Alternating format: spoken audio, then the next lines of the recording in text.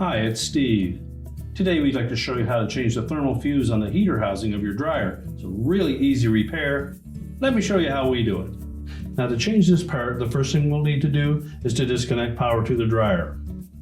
So you either pull it far enough forward that you can unplug it, or locate the electrical panel, turn off the appropriate breakers, or remove the appropriate fuses, and then we can start the repair. Now to access this component, we need to remove the front panel. So the first step is actually to take the door off. Simply open it up. And on the hinges, there are single screws that go through and mount to the cabinet. We'll need to remove those. Typically a number 2 posi drive screw, but a number 2 Phillips will work as well.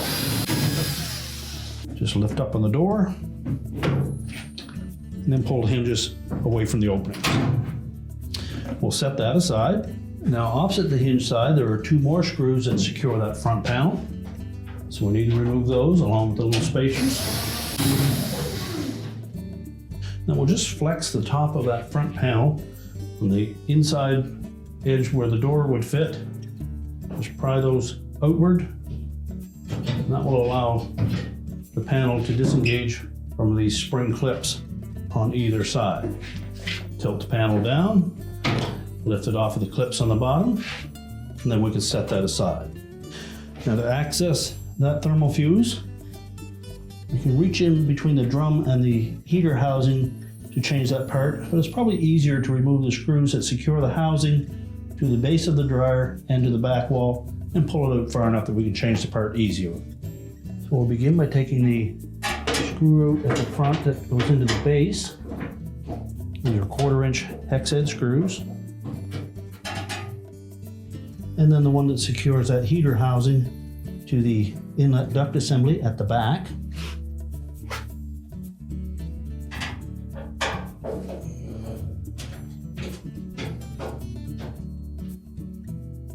Next, we'll just lift up on the front of that heater housing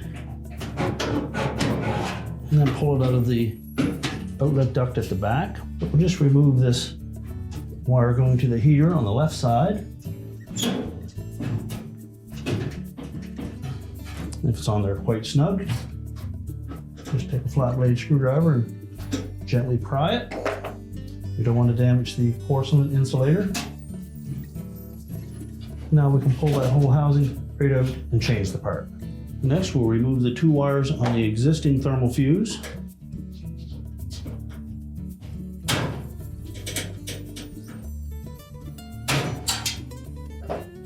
Remove the 2 screws that secure it to the housing.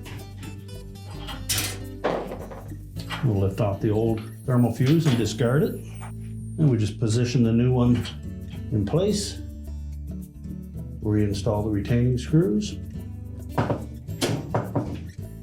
Reconnect the wires.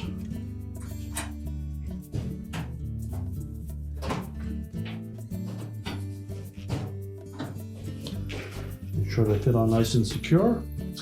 And then we'll push that heater housing back into place and reconnect the 1 heater wire on the left side. Now with the heater housing pushed towards the back of the dryer, our next step will be to reconnect that wire to the heater terminal.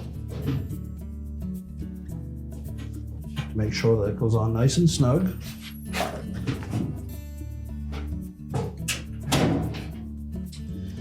And next we're going to fit the back end of that heater housing into the opening in the inlet duct assembly and rotate it enough so that the tab lines up with the screw hole. Now with that screw hole lined up, we'll install that retaining screw first.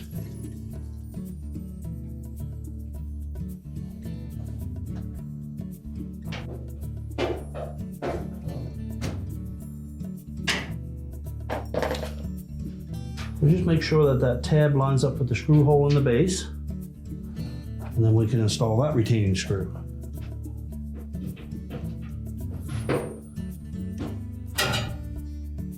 And now we're ready to put the front panel and the door back on. Now when reinstalling the front panel, we want to make sure that we line up those slotted openings on the bottom with the 2 tabs on the base of the dryer. And when we tilt it up into place, we need to line up these little narrow slots on either side with the little bent tabs. located on the cabinet. So position it on the base first. Tilt it up into place. And this is where you'll need to flex the top of that front panel to engage that hook.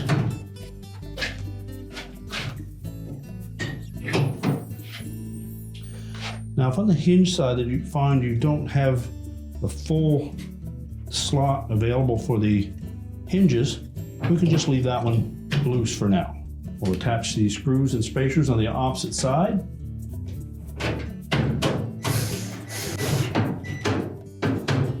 And then we'll position the door hinges into those slots, and then we'll reconnect the top of that front panel. So just make sure the arrowhead fasteners on both hinges are fully inserted into those slotted openings.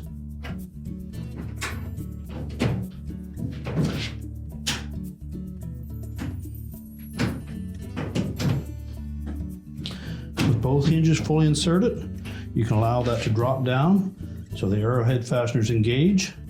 And while supporting that door, we'll then hook that front panel into that clip. Now, once that's flush, we'll open that door up again and we'll install the hinge screws.